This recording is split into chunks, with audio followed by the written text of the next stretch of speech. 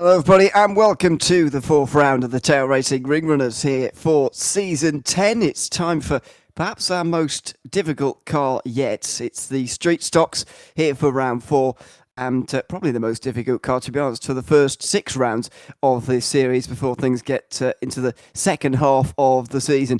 It's myself, Ewan, and James Parfitt with you for this round of the championship, and something very, very different compared to what we've had so far this season here, James. A car that's normally used to go around short ovals, this time going round a very long road course. Yeah, they are, which is going to make it even more exciting. The interesting thing, I've been watching a bit of practice.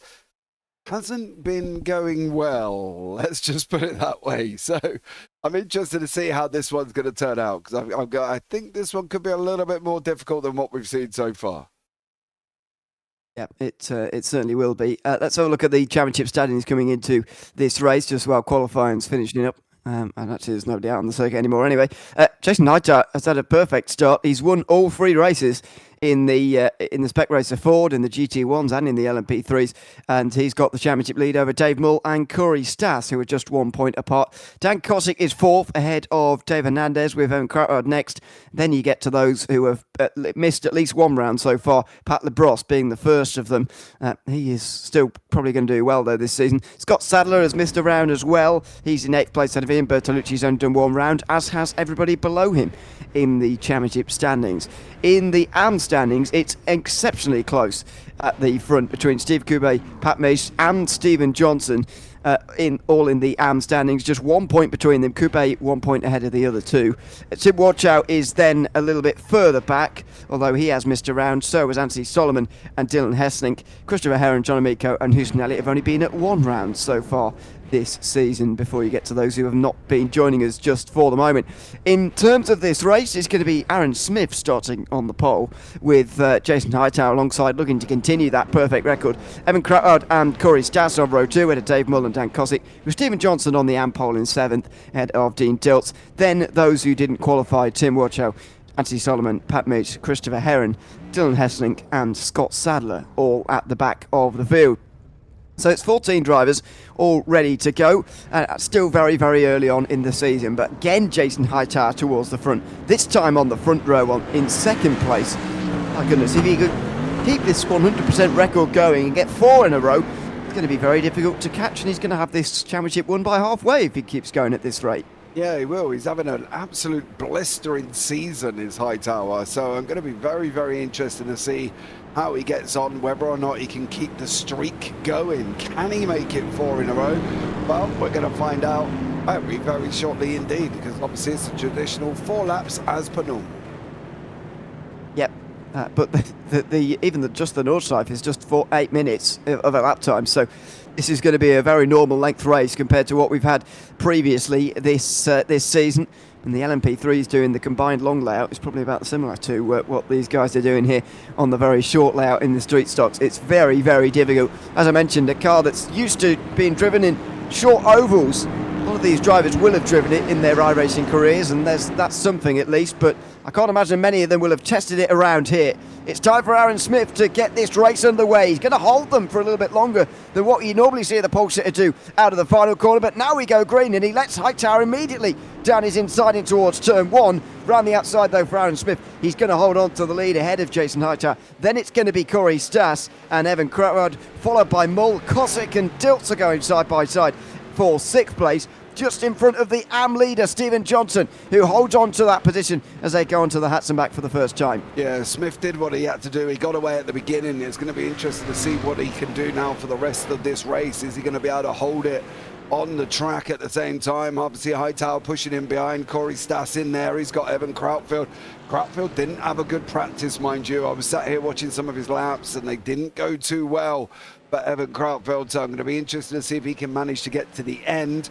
Dave Mull having a nice run out there as well. He's sitting in 5th at the moment, and Stephen Johnson, as you say, leading the AM class, but has got Anthony Solomon tucked in behind him. Solomon in his traditional Liverpool livery. Yes, indeed. Be he might be very pleased tonight. We'll see. Out over at the top of the hill and down the other side in towards Nurburgring, they're going. Kosik and Dilts are still side by side. They haven't been the whole way through this lap, you understand, but they have got side by side again now as they go in towards Schwedenkreuz. That's pretty nervy as they go over the top of the hill. Look how much time Johnson gains as a result. Late on the brakes. Careful, they're not very good brakes. And down in towards the corner itself, Johnson's going to have around the outside of Kosik. That's going to allow Solomon alongside.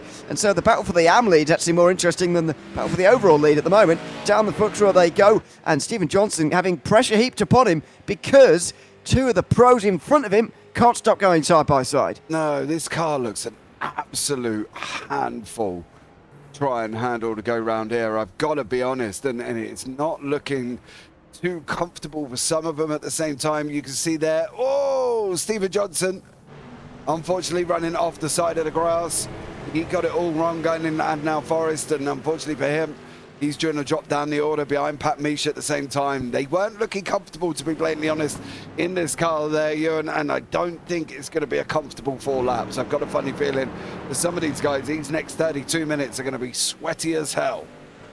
It's difficult in a car that has so little braking performance. I mean, it really doesn't slow down very quickly, this car. And that's the same with almost any oval machine, really. But even so, it doesn't make it any more easy to get used to, especially around a circuit like this. And especially, you know, these are not the fastest oval cars by any means, stock cars as you call them, but they are pretty quick for the brakes that they've got. And so you've got to be very, very careful indeed. It doesn't look like actually through the turns is where the difficulty is. It's on the brakes, and that's what we saw for Johnson there, just braking too late up the top at Adnau Forest and going wide. Tim Watchow was able to take the lead off Anthony Solomon then. So Solomon was primed to take that position straight away, but he's been overtaken, so he's gone up one and down one. And now Tim Watchow leads the race. But what a start to this race in the AM class we're having. So much positional change. And Johnson is going to have to try and win some of these places back again. He's on the back of Pat Misch here through X-Muller for the first time. Yeah, and we've got the pro, Scott Sadler, tucked in behind Dylan Hesselink and Heron there. They've both had moments off the circuit. We'll have a look back, obviously, in the replay run through what we do later on. But for me, I'm interested to see how the draft is going to work. Is there going to be any draft? And if so, how strong is it actually going to be? That's going to be the interesting thing, I think, but to keep an eye out. We'll see what Johnson can do here. It tucked in behind Pat Misch at the moment. Does look like Hesseling, unfortunately, has jumped straight back to pit lane. He's had a bit of a drama, but we've got Krautfeld and Stas running side by side as well. They go up the hill, and Krautfeld's going to get through. The slipstream should be relatively effective here, and that has certainly been the case. Through goes Krautfeld into third position. You'll notice, by the way, your eyes aren't seeing things. Corey Stas and a few others are in a slightly different street stock here today. Pat Misch is also in one of them. You can see him here just in front of Stephen Johnson. I'm not sure what manufacturer it's actually from, but it is slightly different. Slightly wider, as you can see, a little bit lower on the front end as well. And it's just worth noting, you just see it a little bit wider. I don't think there's any performance difference realistically, but it's just worth noting that you're not seeing things. They are two slightly different cars. I think the only difference is one's free and one isn't, actually. I think that would be the only thing. Oh, Pat's up high. Not where he wanted to be there. No. I'm surprised he's the only one who did it, actually, that lap. He was the only of the 13, and it is only 13 because Dylan Hesseling is indeed at the pit lane and will be there for quite a while now, you would expect. So that releases Stephen Johnson. We're going to be able to see his speed now because while Johnson did get the pole in AM, he was also the only driver to set a time. So was that pole because he was too quick, or was it because he was the only one who actually kept it on the circuit for a single lap around this circuit? We will see as he slides a little bit through this final sector. We'll see as he tries to catch Watchow and Solomon. Now it's the pros who are a little bit closer. Aaron Smith followed by Jason Hightower, then Evan Crowder, then Corey Stas, all inside the top four. And if they stay together, we're going to get a good indication here of the slipstream down the back straight here in a few moments' time. Yeah, we're going to find out how fast they're going to go. I don't think they're going to be topping north of about 120, to be blatantly honest. I think they're going to be pretty much far of that. Going back to cars, yes, there's a Panther C1, Casino M2, and the Eagle T3. That is the choice that they all could have had here at the same time this evening. So that's why there's 3 different kinds of car in. So, yes. There's just 3 different makes. I don't think there's any form of difference in speed or anything. Oh, yeah. Like the Sorry, yeah. The thing I'm trying to work out is that whether we've got all 3 here or whether we've just got 2 of them. I think Dave Mull might be in be the only one in whatever he's in. I apologise, I don't know what each of them look like, to be honest with you. I know what the free one looks like, obviously, but the other 2, I'm not really sure what the others look like. It looks to me like Mull's a little bit different. He's gone a bit wide there through the small carousel. That's not going to help, and he's going to be under pressure from Dilts. So it's going to be Smith versus Hightower, Crowell versus Stas, and Mull versus Dilts down the straight. And Hightower's got very close, actually, through this final corner. Or through Gavencott, rather, the final corner before the back straight. He's had a very good end to this lap, Jason Hightower, and he's going to have a chance now at coming through into the slipstream. Smith just moves it again to the right-hand side and then back to the left again. You can see him in that slightly, maybe he's in the same car as Mull is, actually. Yeah, he's in the C1. Hightower, gets into the slipstream. He's going to roar past here. The slipstream, very, very powerful indeed. Can Stas do the same? Oh, my goodness. Look at the difference there. Hightower massively quicker than Aaron Smith. Not sure what he's done, but Hightower absolutely flies into the lead. Yeah, Hightower's in the C1, Smith is in the Casino M2, and we've got Corey Stas there in the Eagle T3. So that's why we've got all 3 different cars in the top 4 at the moment. And Corey Stas sitting in 4th place, couldn't get that move done. Dean Dills didn't get over Dave Mull. What about Scott Sadler and Pat Misch? Doesn't look like they're going to change either. They are topping north of 140. That was a little bit of a surprise. Whoa! That's gone round and gone and smashed up the car. But on the upside, though, Mr. O'Leary has done it right before pit lane. Yes, it didn't. Well, yeah. Can he get it turned? Is the next question. The answer is yes. You now see the insides of a street stop in all its detail. Oh dear, its steering's not right, is it? Goodness me. He will need his fast repair and he will drop to 13th. But as you say, at least he can drive into pit lane. That will be a lot quicker. Christopher Herring will get up into 12th in that case. Out front, Hightower leads, but Smith is right on the back of him again. I'd be really concerned if I was Aaron Smith, though, in this situation. He might have been expecting it himself, because obviously he's been driving this car for a while now in practice and then in qualifying and then at the start of this race as well. But if his speed, when he's providing the slipstream to somebody else, is that low, he's going to struggle to win this race, I think, quite a lot. Yeah, but let's not forget they are open setups right up until the final round at Duck Week. So, you know, whatever tweaks they've done, it could be... To be honest, I've never driven these cars, so I don't know what the tweaks are on aero or anything like that. So I'd be interested to know what they actually did to the car and why Hightower was so much faster. But they're going to get it stopped. Oh, God, I would not want to be driving this. No. I might have just seen the answer, by the way. When we were on board there towards trading quotes, I think we saw them, Aaron Smith, topping out in 4th gear. I think he was absolutely, and it might be again here. Have a look at it. He's right in the red. I'm not sure whether he's on the rev limiter yet, but you'd imagine down the straight, is this car actually touching the rev limiter in 4th gear, I wonder? And is that limiting his speed? Because the difference between the 2 cars last time was remarkable. We'll obviously see next time round, maybe up the hill towards the muck curve, we're going to have a bit of a chance this time round. But I mean, already in 4th gear, at less than 100 miles an hour, this car is designed for small ovals, as we've said before, and not the long straights that we got on this circuit. And I wonder whether this car's rev limiter is just holding it back a little bit at the moment. Yeah, it depends on what gearing he can change. Normally you've got long... Whoa! Hightower's off. Oh, he managed to keep it going. Fair play to him for that one, but boy, oh boy, that must have been a moment that he did not want to have here as well. Normally you've got long, medium and short gearing. Obviously, as you say, for ovals, it would probably be a short gearing shift. Because, you know, you need that quick gear change. But whether or not he's gone long and how long is this car for Aaron Smith? You know, we obviously don't know how long the gearing is, so maybe even long is not great position for him here. Yeah, it's very interesting.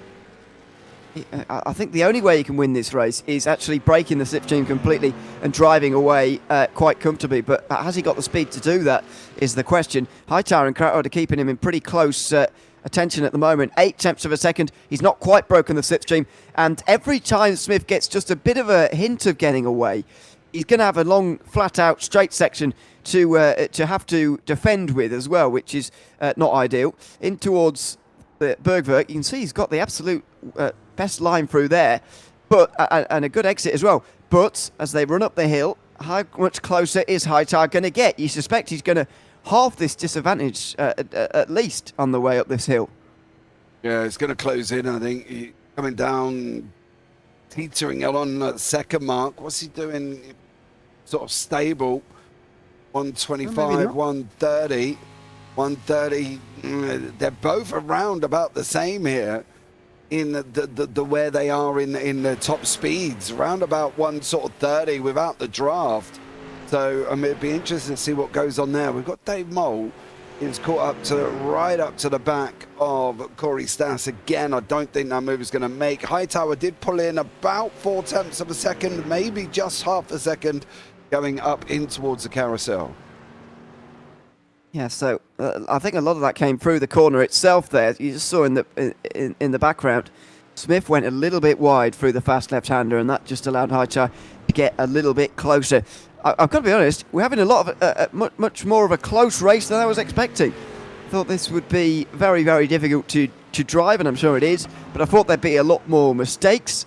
I thought the gaps would be a lot bigger as a result, but right now, we've got the top 5 who are covered by less than 5 seconds. It's pretty remarkable, really, and not something I was expecting at the start of this race anyway, as we approach half distance. Normally the more difficult cars, the more we end up with people out, don't we? That's the thing. I think when we've seen it before, you know, we end up with more people in the wall or anything like that. And at the moment, we've only had Dylan Hesseling who's actually put it in the wall and had to jump back to pit lane.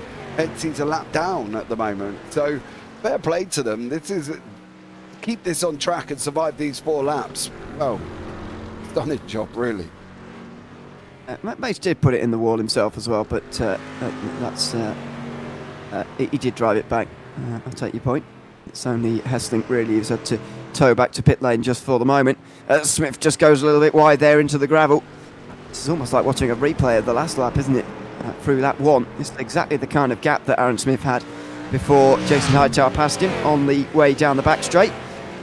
We'll pay closer attention this time to especially Smith's gearing and indeed where he's losing this speed, but if he can just get more than a second out front, maybe he's going to be okay. I think part of the problem was, if you remember last lap, made a bit of a mistake through either the Klein Carousel or Galvenkop, and that allowed Hightower to enter the back straight just 3 tenths behind. This time round, he's 1.1 seconds behind. He's just got to not make a mistake now, Aaron Smith, in these moments. Yeah, he needs to make sure the next few corners he can get right.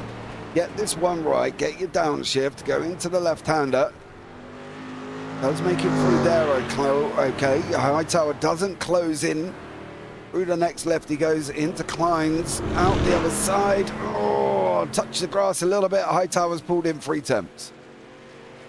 Exactly. That might be what he did last time in that case. He's right in close now. Hightower much more comfortable in those last 2 corners before the back straight, and then they get onto the straight itself. Have a look here at the gearing on the bottom right-hand side of the screen. Smith already in 4th gear as he goes round Galvenkop for the reasons I was talking about a little bit earlier on. Now he's weaving around. He knows what's coming here. These cars don't have a 5th gear, of course. It's not a next-gen car. Hightower with a much higher speed already. Now, I'd expect that in the slipstream, but the amount of speed he's got over Smith is quite remarkable. And look at this. Smith has got absolutely nothing here. Hightower passes a little bit later in the straight this time, actually, than what he did on lap 1. But even so, Smith can't do anything. And if they go on to the last lap like that, he hasn't got a hope of winning this race. No, I don't even know where he can get it back, to be honest, because he wasn't looking blistering through the corners. He wasn't opening up 1.5 seconds, 2-second gap. It was just short. And unfortunately, he didn't really get away. Johnson is here. He's having a nice little ding-dong with watch out for the lead of the AMs. These guys are following each other. Didn't make the move there towards the end, coming into Tiergarten for Johnson. He's got to sit there again, try and work out where he's going to overtake. But if Smith's got to get him on the corners, but then's got to try and open it up a gap as Johnson's going to dive up the inside of Watch Out. Watch Out gave him bucket loads of room. Oh, I would as well if I saw him steaming down the inside like that, to be honest. Yeah, I'm just surprised he left the door open in the first place, to be honest with you. Well, I don't think he was expecting a move at turn 1. I don't think he was expecting Johnson to be close enough, but I certainly wouldn't have been. But there you go. Johnson fired down the inside and got through. So that will leave us with a couple of battles. As long as Stephen Johnson doesn't make another mistake, you'd imagine he'll win this race. As Aaron Smith gets to the outside through fluke parts. This is unbelievable. If he can get this done, it'll be one of the most unbelievable passes all season. He's in the grass. He's sideways. Oh my goodness me, he might do this as he goes over the left-hander now. Aaron Smith with one of the best passes we've seen all season, and will season as well. He's not quite got it done yet though. He's chopping out, don't forget. His top speed not as good, and Hightower will get the place back again. That was an unbelievable attempt from Smith, but that's exactly what you're talking about. He's got to try and make all kind of moves work. Yeah, but he's also... I thought he was gone then. I didn't think he was going to be able to even remotely hold that. He was on the grass at one point as well. Did lose out towards the back end, but you know, for him, he did a good enough job to try and do it. But now he's going to again. Stas and Mull have just had each other in the wall. They've been battling. Oh, and careful, Diltsev is coming past them both. They were battling side by side down the Fox Row, and they've just had each other in the wall. I'm not sure how, but I guess they must just not have given each other enough room. That is dramatic, and they've both lost their front end. Yeah, we'll have a look back at that one at the end. We just saw it in the back of the back of the shot there, but Stas and Mull both got no front end. Dean Diltz is there. He's still going at the moment for Dean Diltz. So, but at the moment for him, Aaron Smith and Jason Hightower still out in front. Stas now, what's he going to be able to do? What is that car going to drive like? And for Mull, they've both got no front end at all. Yep, they're going to have less speed than Diltz, if not through the corners and definitely on the straights. That will be a big problem for them as they carry on with this race. Out front, Smith is looking to get past Hightower any way he can here through the corners, because he knows that's where he's got to make the difference here. Even if he is in the slipstream, I don't think he's going to be able to draft past Hightower, so he's got to try and make a move somewhere here. He's taking better lines everywhere. He is quicker, especially through the corners, but once they get up to real top speed, he's sort of in trouble. The acceleration's not too bad either, but it's top speed where he really is struggling. A little bit wide there, and that's not going to help. If Hightower can just defend through the corners, he'll have the speed on the straights, and he's going to win 4 in a row if he can hold on from here. Yeah, keep a streak going where he's taken 4 is mightily impressive for Jason Hightower if he can get it done. Staying in front in the corner section, coming into sort of the run from Bergberg up into the carousel, he's got to keep that. Going at Ho, he's got to keep that as well. Down into Arenberg at the beginning of the lap, he's got to keep that. And at the moment, he's doing a good job. He's doing what he needs to do. But for Aaron Smith, it's a kind of a desperation. He knows he needs to pass him, and he knows he's got to extend the gap, because come to the Dotting a Ho, hey, he might as well just be a sitting duck in a firing range. It is just, he's just getting absolutely walked over. He can't get past on the way towards the Moot curve here. He's maybe got to do it somewhere else, as Hightower runs slightly wide through that fast left-hander.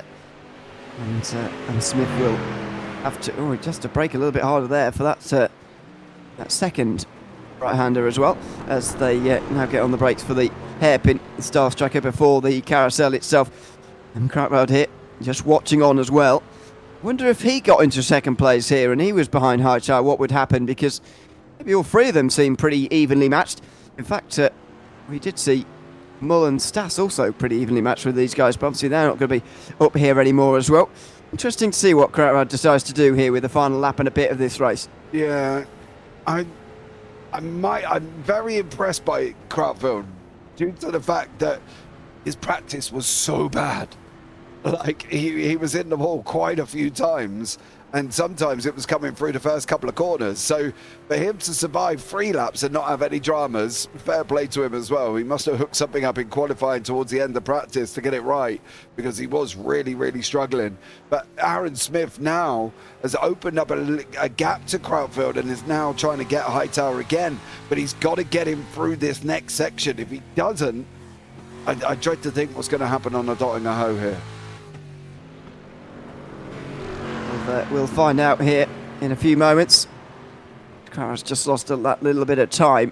It's going to be between Smith and Hightower, although we haven't seen them this way round yet, so we'll hold fire until then. But I still can't see this going particularly well for Aaron Smith in the current situation, to be honest. Out of the left-hander and up over the top of the hill, back down the other side in towards Flanscott, and you can see how close he's getting. Smith needs to have a good final sector here, because that's been his undoing so far.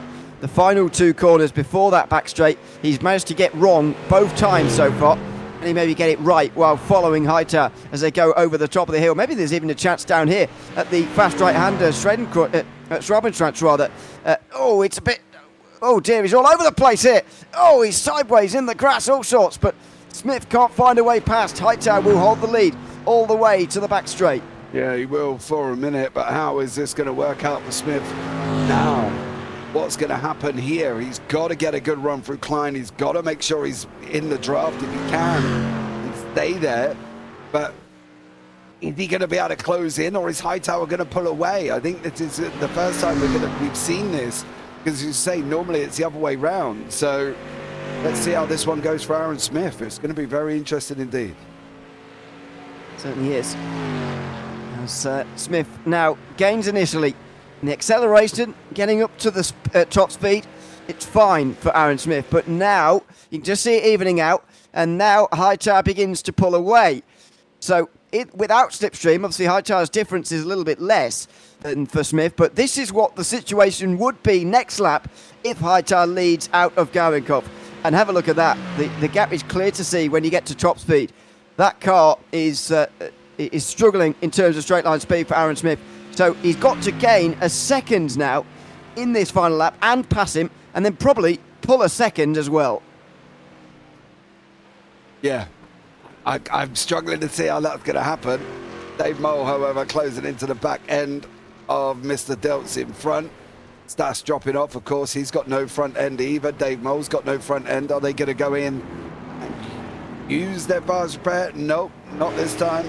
Nope, definitely not. So they're going for it on the final lap of the race as well. But Dean Diltz is going to be under pressure. I can't see this changing now. I think Smith might be a little bit too far back.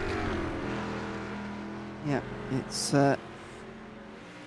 looking difficult for Aaron Smith now, as he immediately closes that second. But where is he going to find the way through, and how is he going to find another second as well on top of that here, with so many straight sections for Hightower to regain all of that time again? He's got to be more aggressive, I think. I can understand on the penultimate lap, Smith, why he didn't go for any moves, because there is still so long to go in this race. But I mean, he did try and go around the outside here, I suppose, but he's got to be even more aggressive this time round. He's on the outside again. He's got to make this work this time round, because otherwise he's not going to win this race, and he knows that. He's going to be a bit more aggressive with slamming the door shut on Hightower. He leads this race now. Half a second immediately. Can he get the full second he needs to win this race? I don't even know if full second is going to make a difference. I think with the speed that Hightower has got on the certain parts of this circuit, I don't know if he's going to be able to hold this. Pat Misch has just had a bit of a drama, and it's gone straight back into pit lane. I've got a funny feeling that may have been a repeat of what we saw earlier on. Corey Stas running side by side now with Dan Kosick. That's never a good way, but Stas has gone backwards since his incident with Dave Mole, which we will have a look back at a little bit later, coming towards the end of the lap. And Dean Diltz has managed to hold on from Dave Mole. I can't see this staying like this. I think Smith's not going to get enough. Don't think he's going to get enough gap over Hightower to prevent what's been happening. I don't know, actually. I would have agreed at the start of the lap, actually, that he didn't have a chance of winning this race. But since he's got through so early in the lap, there's a bit of a chance here, I feel, for Smith. It's only half a second now, but there's a lot of corners coming up after this bit of flat-out section. There's a lot, and remember, even though this is a flat-out section, this is not really where Hightower has the speed advantage, because in acceleration, That car is no worse than Hightower's for Aaron Smith. Now he's got to make it work through these corners. He's got, first of all, Metzger's fell through here, then down the hill at Callanhard. He's already got to 6-7 tenths ahead. Now Callanhard, then through Miss Hit Miss and the triple right-hander coming up very shortly. Then there's Verstappen, X-Muller, before you get to the next section, and then Bergwerk. There's a lot of corners coming up here for Smith to make the difference. He's got to be quick through here, through Miss Hit Miss now, as they go through the triple right-hander. He's nailed that, although Hightower's done a very good job as well. You can see how much Smith is pushing. He's got to brake later than he ever has before here for Verstappen, where we've seen multiple races settled this season, don't forget, through mistakes. No mistakes from either of them this time round. 7 tenths of a second. It's just not quite enough at the moment. No, it's definitely not. He's trying, no.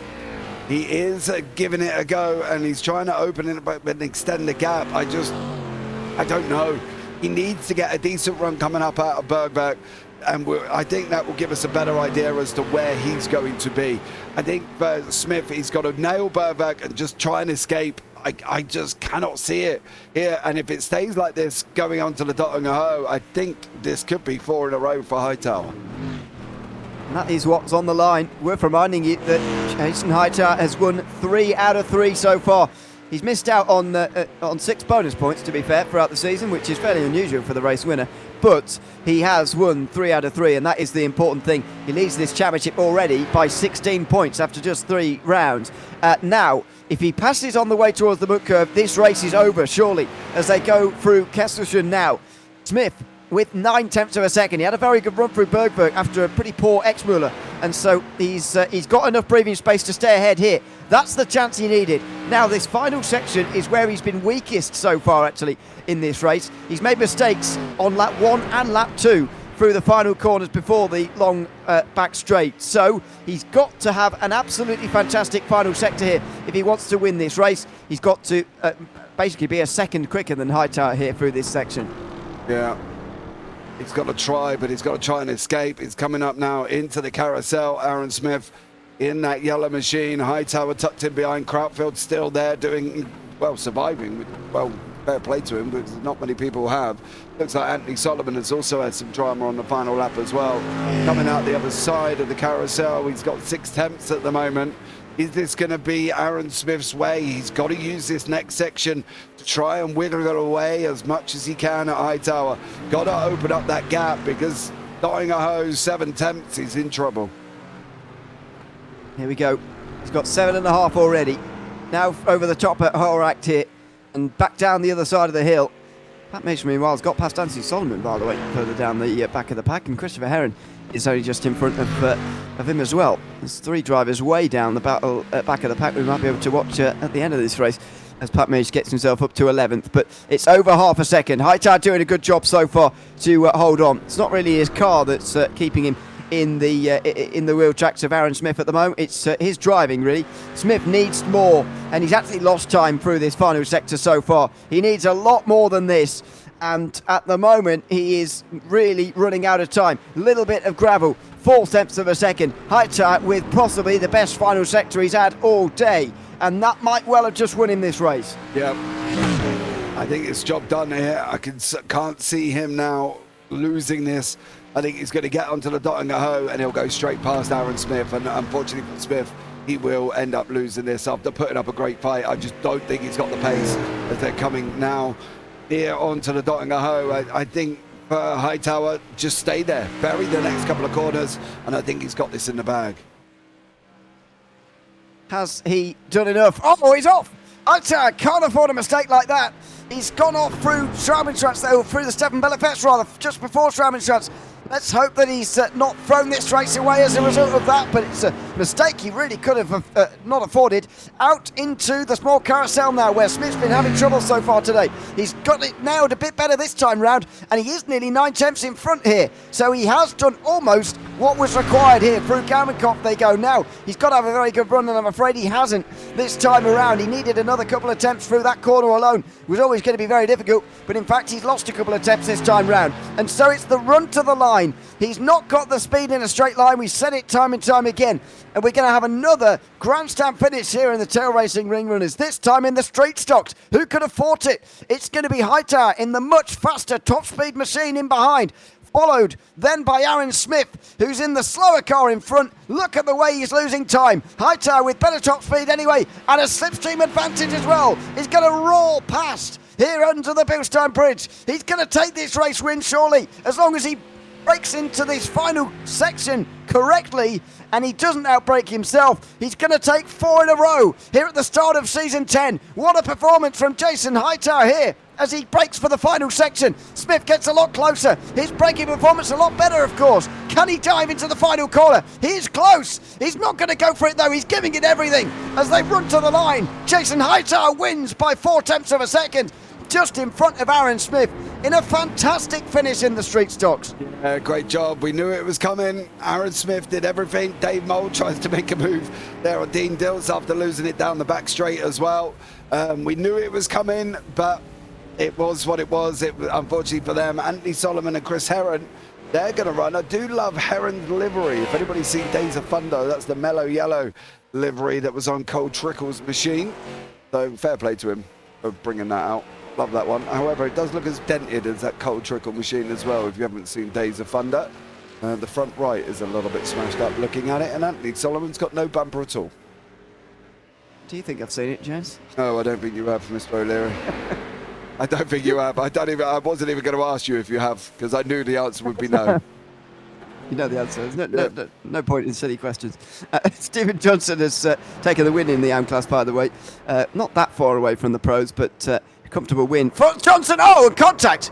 Wow, wasn't expecting that. Solomon just ran straight into the back of Heron there, and he realises he's at fault as well, because he is waiting. Yeah. Wow, that was a bit dramatic towards the end. What was going on there? He's going to allow Heron to go back through. They're going to go and have a nice little ding-dong down the dot and the hose. So this could be a grandstand finish as well for these guys. Well, Solomon will be hoping that front end damage isn't affecting his straight line speed too much, but I don't see how it wouldn't be really. It's a massive great hole in the front of that car, which is, as we all know, not great for aerodynamics. It's like having a parachute on the front, and so I can't imagine he's going to get past here. But it might be that Heron's bent his car all different kinds of ways as well. That means he's down on straight line speed as well. Solomon does have the slipstream as well, don't forget, but he's not getting any closer. There you go. Yeah, as I suspected, that car is way too bent out of shape to actually make a move here. Oh, okay. Yeah, maybe then. I'll give you that, because he's not really getting any closer either. He really kind of wants to be underneath him about now and try and tuck in, but yeah, Anthony Solomon looks like he's pretty much hit everything. It's only his back end that's actually quite tidy. Yeah, same sort of for Heron as well. Down on the brakes, though, is a lot braver, Solomon, and he's forced Heron on a different line. That's a great switchback line from Solomon. He just needs to get on the power a little bit earlier, but he's not able to get the place. It's going to be 12th for Heron, 13th for Solomon, and that is going to be a bit disappointing for him.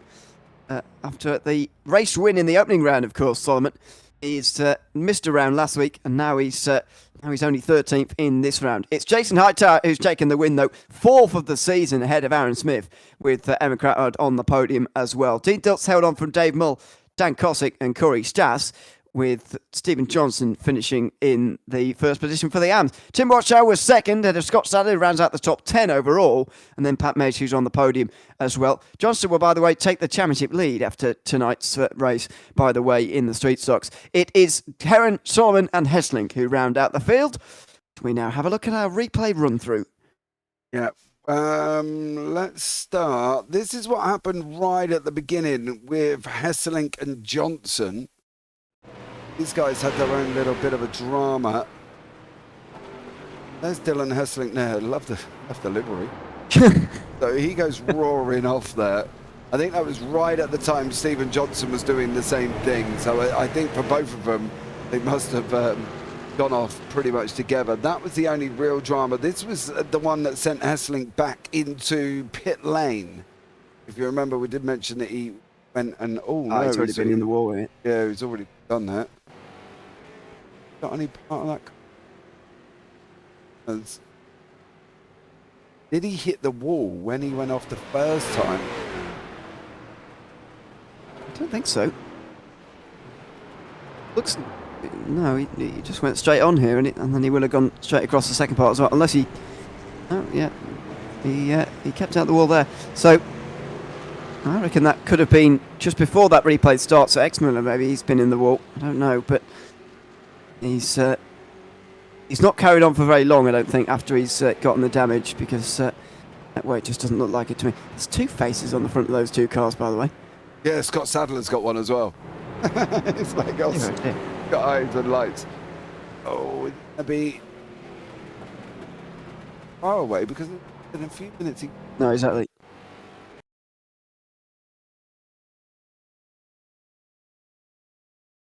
There you go. Yeah. Whoa. Oh! Well, he broke too late anyway, but that slide certainly sealed the deal.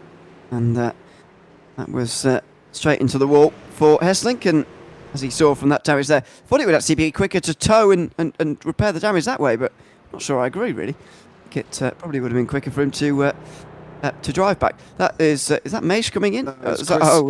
Chris Herron, sorry, yeah. Yeah, we're going to see what he did here. Oh. That's his... Pretty simple. That one, that put him in to the wall. This is called Stas and Dave's drama. Any mistake? Ah, yeah. So, oh, wow. So nothing, no one really did anything wrong there. Just trying to give each other room down the down this section. It's not dead straight, so it's very, very difficult to deal with. And you know, they're both weaving around, trying to give each other room, trying to be very respectful indeed. But just a slight bit of contact. That's pretty unlucky for the both of them, really. Yeah. That was them two done and dusted. We saw both of them lose their front end. Pat Misch had another bit of a dramatic time, as old Pat. He got that a little bit completely wrong, unfortunately. And that was coming down into Tiergarten. And I think we just managed to catch the end of that. But he did that earlier on as well, didn't he? Fortunately for him, goes and pumps the wall. This is Anthony Solomon's, one of Anthony Solomon's dramatic moments. Clearly, by the look of his car, he had a lot more.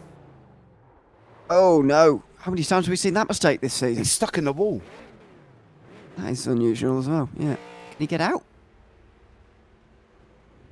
Wow. No is the answer. No, he's cemented there. Him.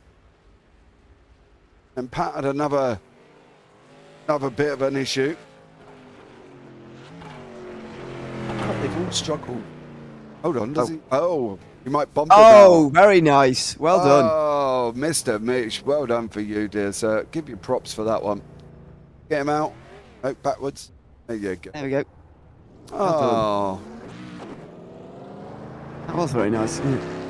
I wonder if they were chatting to each other or whether he just did that in the spur of the moment thing. That left these two to... Pat Misch actually got past both of these two, so he was rewarded. And then, as we saw live, Solomon hit Herron, which was a misjudgment, really, rather than malicious, and he did wait at the end as well, but he definitely did hit him. But that's it. That was it. Very short. Wasn't too bad at all. Oh, I was quite impressed by that, to be blatantly honest with you, considering how bad some of them have been. Yeah, and especially compared to what people will have been expecting from the street stocks as well. A very good performance from everybody. A good racing as well up towards the front. I don't think many of us were expecting a pass on the last straight on the way towards the line on this round. Yeah, no, I think for Aaron Smith, it was going to be very difficult to hold Hightower back. We knew that.